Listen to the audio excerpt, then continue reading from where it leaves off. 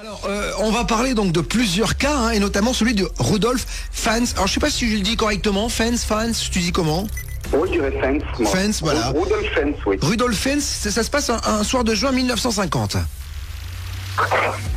Oui, ça se passe un soir de 1950, donc on appelle ça, vraiment, il a été surnommé un voyageur du temps malgré lui, hein, un petit peu. Hein. Ouais. Donc là, on a affaire à une histoire complètement incroyable. En fait, ça se passe en plein New York. On a affaire à une personne qui apparaît donc en juin 1950 au milieu de Times Square.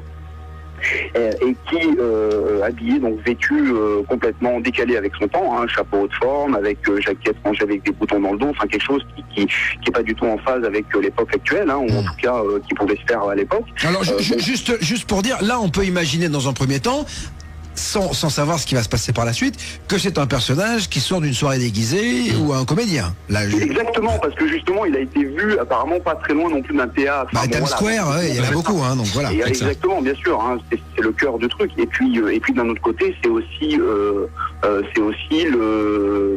comment ça dire.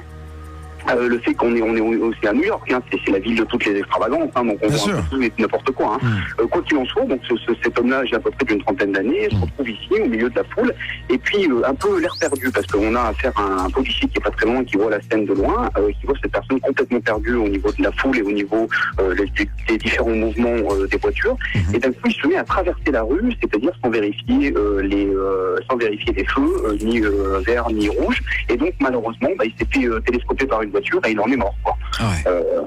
Donc et donc ce qui s'est passé par la suite, c'est-à-dire que forcément il y a eu enquête, il y a eu essai pour essayer de comprendre un petit peu ce qui se passait. Ouais. Et la police locale a découvert sur lui des objets assez insolites, c'est-à-dire une pièce de bronze démonétisée, c'est-à-dire beaucoup trop vieille, $70 avec des billets très anciens aussi de la même période, et une lettre avec un cachet postal dessus qui date de juin 1876. C'est-à-dire qu'en fait, le mec était habillé, si je résume bien, donc de l'époque, et on retrouve sur lui une pièce de bronze, donc de $70 et des billets anciens, et surtout une lettre adressée au porteur et portant le cachet postal de 1876. C'est exactement ça, exactement. Donc c'est-à-dire que tous les objets qu'il avait sur lui étaient parfaitement en phase, je dirais, avec tout le costume qu'il habillait, quoi. Ouais. Alors donc tout correspond, mais alors j'imagine qu'il y a eu une enquête un peu plus approfondie que ça, parce que bien sûr, et c'est là qu'on a la cerise sur le gâteau, parce que derrière l'enquête de police, et surtout un policier en particulier qui était très intéressé par ça, qui était spécialiste des disparitions aussi un petit peu, des accidents un peu inexpliqués, on va dire, en fait bizarres, qui mettent en cause des personnes un peu bizarres. Il a trouvé des cartes de visite aussi. Il y avait des cartes de visite avec un nom dessus, hein, donc le fameux nom de Rudolf Fens. Ouais. Donc lui, il a fait un peu une enquête, il a regardé l'adresse qui était indiquée sur ces cartes de visite. Ouais. Et donc il est allé à l'adresse indiquée. Malheureusement, il y avait un magasin. C'est-à-dire qu'il n'y avait rien. C'était pas une adresse d'un particulier. Hein, c'était un magasin professionnel.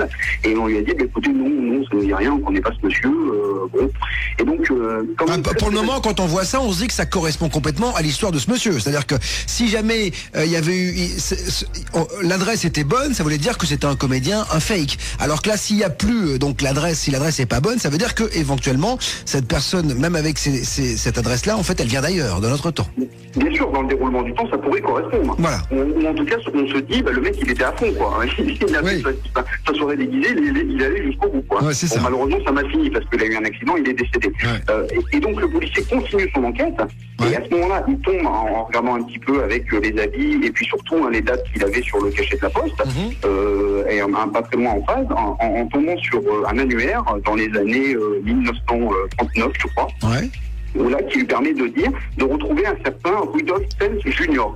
Donc il se dit, tiens, le nom est en phase, mais bon, aux États-Unis, Junior, hein, donc c'est les générations qui ont suivi, hein, et donc il se rend à l'adresse qui était en lien avec cet annuaire téléphonique, et donc il tombe sur une maison, hein, où à ce moment-là, il apprend par la suite que le fameux Rudolf Fens Jr. N'est plus, hein, est décédé, n'est plus là. Par contre, sa veuve, hein, sa femme, est toujours vivante. D'accord. Donc il décide de lui adresser un courrier pour se renseigner en lui disant voilà, nous on a un problème parce qu'on a une personne qui est décédée qui est pour ce nom-là, est-ce que vous le connaissez, est-ce que c'est quelqu'un de votre famille, hein, c'est une possibilité.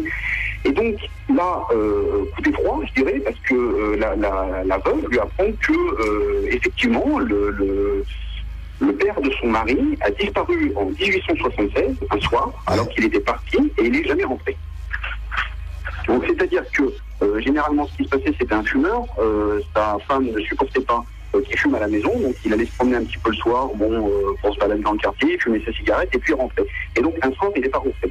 Et ce qui est incroyable, c'est que la description, donc c'est-à-dire qu'il a été porté au registre des disparus en 1876, et la description de cette personne avec l'attirail qu'il avait correspondait en tout point parfaitement à la personne qui a été décédée, qui a été retrouvée en 1950. Fantastique, fantastique. C'est-à-dire que là, véritablement, ce Rudolf Fens, il est allé fumer une clope et il s'est retrouvé aspiré dans une autre époque, quoi.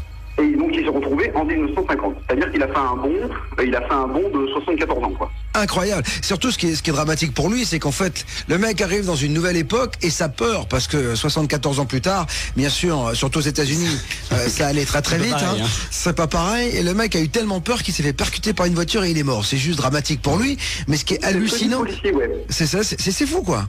C'est-à-dire que quand lui il a vu l'action, il a dit effectivement, on voyait, il était désorienté. Il voyait les feux rouges, il comprenait pas, quoi. Et c'est peut-être pour ça qu'il a percuté la voiture et malheureusement qu'il en est mort. Incroyable, c'est dommage pour lui. C'est dommage. C'est dommage que son voyage dans le temps, c'est fini comme ça. Voilà, c'est ça. Donc il y a beaucoup d'histoires concernant le voyage dans le temps. On va y revenir.